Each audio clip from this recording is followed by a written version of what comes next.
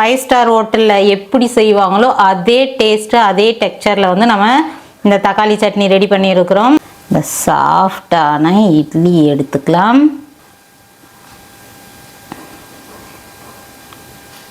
எவ்வளோ யம்மியாக இருக்குது பாருங்கள். இந்த மாதிரி பசங்களுக்கு கொடுத்து பாருங்கள், அட்டகாசமாக ரொம்ப திரும்ப திரும்ப உங்களை கேட்டுகிட்டே இருப்பாங்க. அந்த மாதிரி அட்டகாசமாக இருக்கும். நார்மலாக நம்ம தக்காளி சட்னி ஒரே ஸ்டைலில் வைக்கிறத விட இந்த மாதிரி செஞ்சு பாருங்கள் ஃப்ரெண்ட்ஸ், அருமையாக இருக்கும். ஃப்ரெண்ட்ஸ் இப்போ வந்து ஒரு வானொலி வச்சுக்கிட்டேன். இதெல்லாம் எண்ணெய் சேர்த்துடலாம்.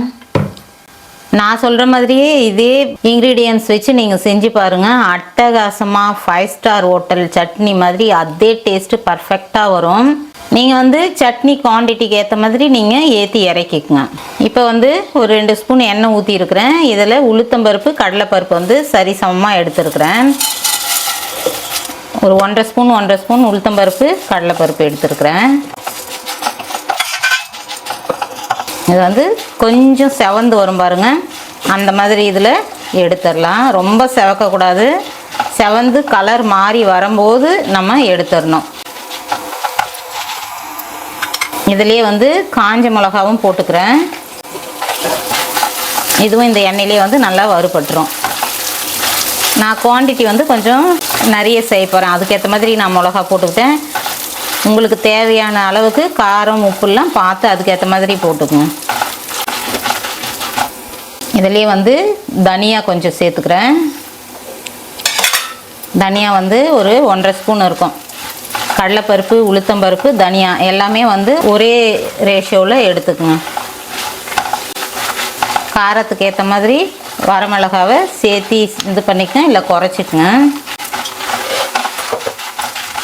இப்போ எல்லாம் பாருங்கள் செவக்க ஆரம்பிச்சிருச்சு. இந்த டைமில் நம்ம எடுத்துடணும், ரொம்ப செவக்க விட்டால் நல்லா இருக்காது. இப்போ பார்த்தீங்கன்னா பூண்டு வந்து நல்ல பெரிய பூண்டு ஒன்று எடுத்துருக்கிறேன். இஞ்சி வந்து ஒரு பீஸு, புளி வந்து கொஞ்சம் எடுத்துருக்கிறேன். ஒரு 2 கொட்டை அளவுக்கு புளி, அதையும் இதோடவே வறுத்துடலாம். இப்போ இஞ்சி பூண்டு கொஞ்சம் நேரம் வதங்கிருச்சு, அதை எடுத்து வச்சிடலாம்.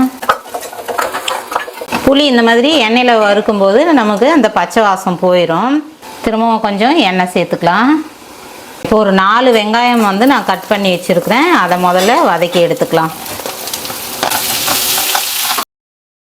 இப்போ பார்த்தீங்கன்னா நல்ல வெங்காயம் வந்து இந்த கண்ணாடி பதம் வந்துருச்சு, நல்லா செவக்கிற மாதிரி வருது பாருங்கள். இந்த ஸ்டேஜில் எடுத்துடலாம்.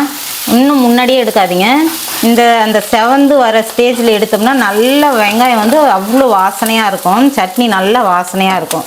இந்த ஸ்டேஜில் நம்ம எடுத்துடலாம். தக்காளி சேர்த்துடலாம். இது ஒரு 5 தக்காளி சேர்த்துருக்குறேன் நான். வெங்காயத்தோட ஒரு சிலர் வந்து தக்காளி அப்படியே போட்டு வதக்குவாங்க, அந்த மாதிரி விட இந்த தனித்தனியாக வதக்கி பாருங்கள், நல்லாயிருக்கும். ஏன்னா வந்து இதோட ஃப்ளேவர் வந்து தக்காளி அந்த ஈரப்பதம் படும்போது அது ஒரு மாதிரி நல்லா இருக்காது, சதன்னு இருக்கிற மாதிரி இருக்கும். நம்ம நல்லா அந்த முருவலாக வருது பாருங்கள், கலர் மாறி வர ஸ்டேஜில் நம்ம எடுத்து தனியாக வச்சிடலாம். தக்காளி தனியாக வதக்கிக்கலாம். தக்காளி வந்து கொஞ்சம் நேரம் ஆகும் அது வெந்து வரத்துக்கு.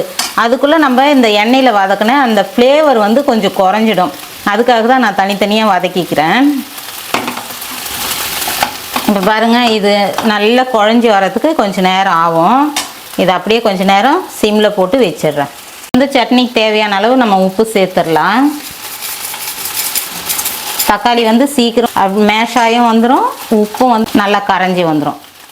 தக்காளி வந்து நல்லா வெந்து வந்துருச்சு. இந்த டைமில் வந்து இது கண்டிப்பாக நீங்கள் போடணும் ஃப்ரெண்ட்ஸ். அந்த டேஸ்ட் வந்து அந்த 5 ஸ்டார் ஹோட்டல் அதே ஸ்டைலில் நீங்கள் வேணும்னா நான் சொல்கிற இன்க்ரீடியன்ட்ஸ்லாம் கண்டிப்பாக போடணும், அப்போ தான் அந்த ஒரு நல்ல டேஸ்ட் இருக்கும். கொத்தமல்லி புதினா இந்த 2த்தையும் நம்ம சேர்த்துக்கணும். நிறைய நம்ம புதினா சட்னிக்கு போடுற அளவுக்கு சேர்க்க வேணாம், கொஞ்சம் கொஞ்சமாக சேர்த்துக்குங்க. இந்த ஃப்ளேவர் வந்து அப்படி ஒரு அட்டகாசமாக இருக்கும். அவங்க கொடுக்குற சட்னி லைட்டாக அந்த க்ரீன் ஷேடு இருக்கும் பாருங்கள், இதுதான் அது. கொஞ்சம் புதினா கொத்தமல்லி சேர்த்து இது கொஞ்சம் பச்சை வாசம் போகிற அளவுக்கு ரொம்ப நேரம் வதக்கணும்னு இல்லை, கொஞ்சம் நேரம் வதக்கிக்கலாம். இந்த ஸ்டேஜில் வந்து நம்ம வறுத்து வச்சுருந்த இந்த புளியும் சேர்த்துடலாம். ஏன்னா வந்து இந்த தக்காளி ஜூஸில் இது ஊறிடும், நம்ம அரைக்கிறதுக்கு நல்லாயிருக்கும். முதல்ல வந்து எண்ணெயில் வதக்கிறது வந்து அந்த பச்சை வாசம் போயிடும். இந்த ஸ்டேஜில் வந்து நம்ம நல்லா ஊறி வந்துருச்சுன்னா அரைக்கிறதுக்கு நல்லாயிருக்கும். இப்போ பாருங்கள், சும்மா 2 வதக்கு வதக்கி நிறுத்திடலாம். ஏன்னா வந்து ரொம்ப நேரம் அந்த கொத்தமல்லி புதினா வேகணும்னு இல்லை.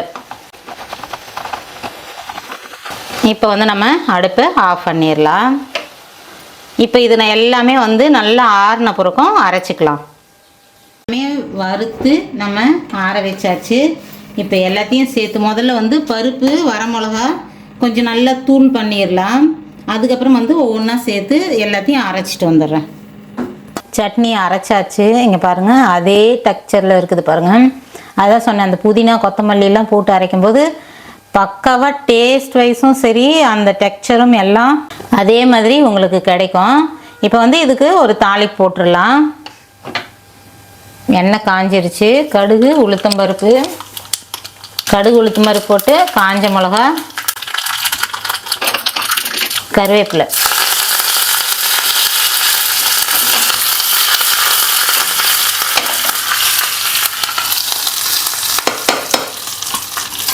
நம்மளோட நல்லா வந்து அந்த 5 ஸ்டார் ஹோட்டலில் இருக்கிற அதே டேஸ்ட்டு, அதே டெக்ஸ்சர் எல்லாமே பக்காவாக வந்துருக்குது பாருங்கள் ஃப்ரெண்ட்ஸ். இப்போ வந்து நம்மளோட அருமையான டேஸ்டியான 5 ஸ்டார் ஹோட்டல் ஸ்டைல் தக்காளி சட்னி ரெடி ஆயிடுச்சு. அதுக்கு வந்து அருமையான மல்லிப்பூ இட்லி நம்ம பண்ணியிருக்கிறோம். இதுக்கு முன்னாடி வீடியோ பார்க்காதவங்க பாருங்கள். நம்ம வந்து இட்லி ரொம்ப சாஃப்டாக மல்லிப்பூ கலரில் வர மாதிரி முதல்ல இருந்து கடைசி வரையும் டிப்ஸ் சொல்லி நான் மாவு அரைச்சி இட்லி ஊற்றி காட்டியிருக்கிறேன்.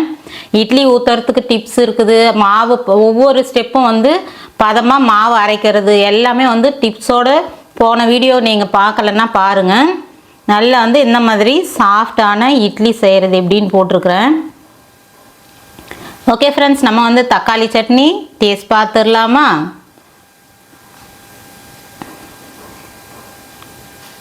எவ்வளோ யம்மியாக இருக்குது பாருங்கள்.